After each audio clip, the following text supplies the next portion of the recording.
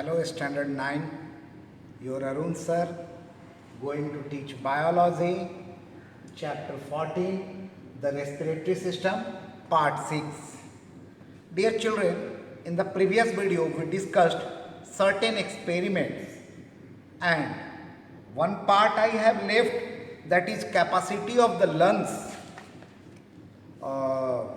That is the learning part, so I have left. First thing in that we have to discuss is the tidal volume. Tidal volume. Now what is tidal volume? Air breathe in and out in normal breathing, and it is 500 ml. Normally we breathe in and breathe out air, that is 500 ml, and that is called as tidal volume. Now some tidal air is left in respiratory tract such as bronchi, bronchioles and trachea, where diffusion can take place, and that air is dead air space. Dead air space, and that is 150 ml. Okay, 150 ml. Some part of the tidal volume is left in the respiratory tract, and that is the dead air space, and that is 150 ml. And alveolar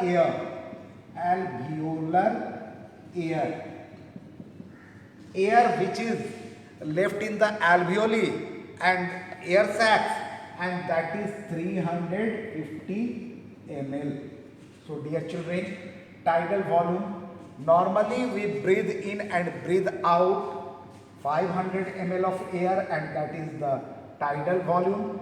Some part of the tidal volume air is left in the respiratory tract like bronchi or trachea, and that is dead air space, and that is 150 ml.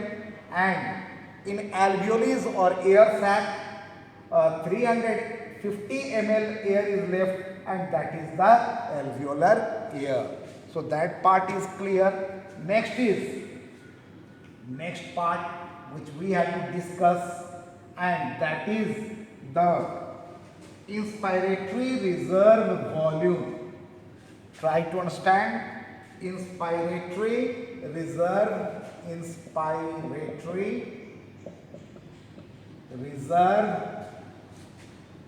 volume. Okay, let us discuss what is inspiratory reserve volume. Air that can be drawn in forcibly over the tidal air. Forcibly drawn in, and it is 300 ml. 3000 ml.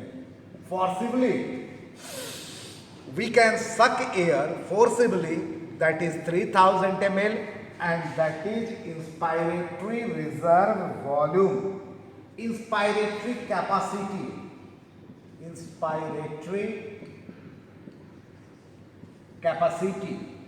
Inspiratory capacity is the total volume of air a person can breathe in after a normal expiration,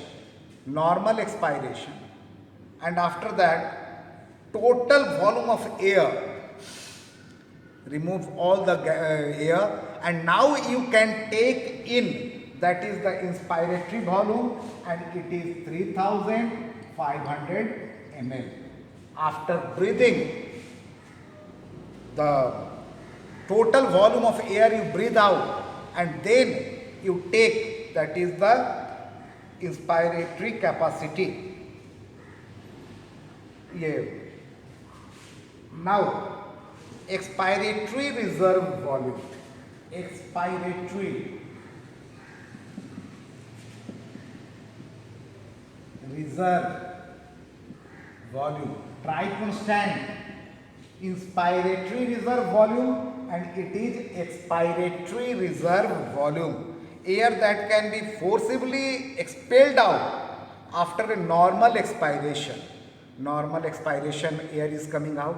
After that also we can forcefully expel some air, and that air is the expiratory reserve volume, and it is 1000 ml.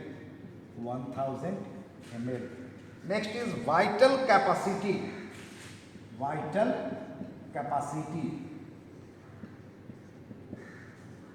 What is vital capacity?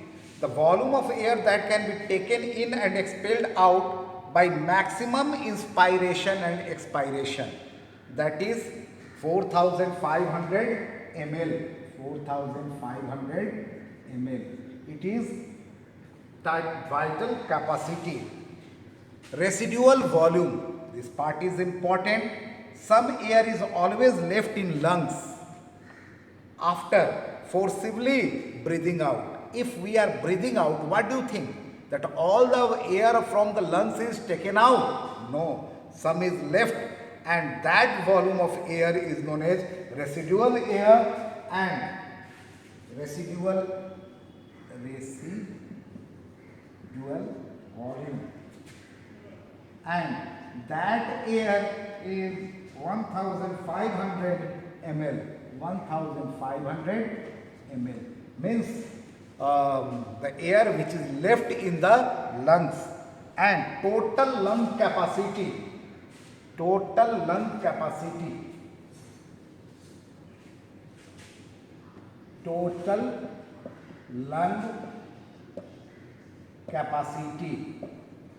okay, total lung capacity is 6000 ml. Maximum air which can at any time be held in two lungs, and it is 6000 ml. Means this much air can be held by our lungs, and it is the total lung capacity. So this part is clear. Learning part, you have to learn. Don't think that it will not be asked. Yes, it may be asked. So you have to learn this part. Now, coming to the quality of the air which is inspired and expired. Okay. Try to understand. Inspired air versus expired air. Quality wise, the air which we expire, it is different from the air which we inspire. We have discussed that while we inspire, the air contains more amount of oxygen, and if we expire air, that contains less amount of oxygen and more amount of carbon dioxide. More amount of water vapor we expire, and the air which we expire is warmer and may contain certain bacteria. Understood or not? The expired air, it is warmer, may contain some bacteria, contain more amount of carbon dioxide, less amount of oxygen. Now, effect of altitude on breathing. As you will go higher, on higher altitude, what you will think? Pressure will be decreased and air will become less. Oxygen content in the air will decrease, and about 4500 meter, if we will go above the sea level 4500 meter, what will happen? You may suffer from air sickness. Air sickness. Now, what is air sickness? Naturally, pressure is low, the air oxygen content in the air is less. What will happen? In which lack of oxygen leads in dizziness. Okay. Unsteady vision may become unsteady. Totally blackout can be there, and lack of muscular coordination. Muscle will fail to work properly. If we will go above 4500 meter, the sea level, and the condition is called as air sickness. Now, two very important thing we have to discuss. And that two very important thing is two condition. One is hypoxia and other is asphyxiation. Uh, asphyxiation. Now, let us discuss in detail about the hypoxia and asphyxiation. Hypoxia, deficiency of oxygen. If you are sitting in a crowded room and the room is not well ventilated, then what will happen? The condition arises and that condition is called as hypoxia. In common term, you say that feeling suffocation over crowded room, not properly ventilated. And this hypoxia may be there on higher altitude also if there is deficiency of oxygen. Understood or not? Hypoxia is a condition where oxygen is less and it arises in an overcrowded room which is not well ventilated or on higher altitude. Next thing is that asphyxiation. What is asphyxiation? If amount of carbon dioxide is increased in our body, accumulation of more carbon dioxide, and how more amount of carbon dioxide will be accumulated in our body if someone is blocking your nose and mouth, or strangulation, this part is blocked. Some people drown underwater, and strangulation, drowning, any obstruction in respiratory tract, and death may be there. And this condition is called as asphyxiation. Means carbon dioxide amount is increased in our blood. Very clear or not?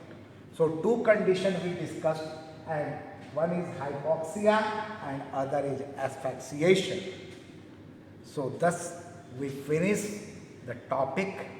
Now read it properly, and in the next part I will send you the question answer and then class test. Thank you very much.